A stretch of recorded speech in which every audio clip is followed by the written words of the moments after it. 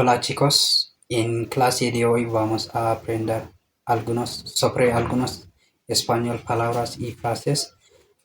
ሰላም ዛሬ የምናየው ስለ ትንሽ የስፓኒሽ በጣም ቤዚክ የሆኑ ቃላትና አረፍተ ነገር ነው የምናየው።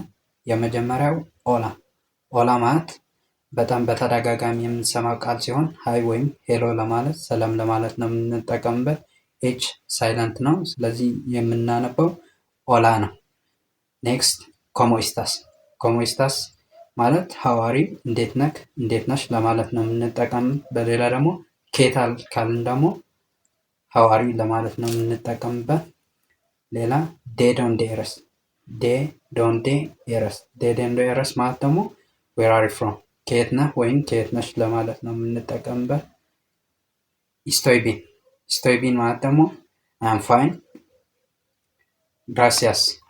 ግራሲያስ ቴንክስ ለማለት ነው የምንጠቀምበት። ፐርፋቮር። ፐርፋቮር ማለት ደግሞ ፕሊስ ወይም እባክህ ወይም እባክሽ ለማለት ነው የምንጠቀምበት። ለሴንቶ።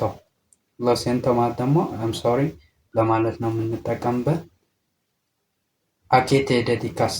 አኬ ቴ ዴዲካስ ማለት ደግሞ ዋት ዱ ፎር ኤ ሊቪንግ ለመኖር ምን አይነት ስራ ነው የምትሰራ ለማለት ነው የምንጠቀምበት።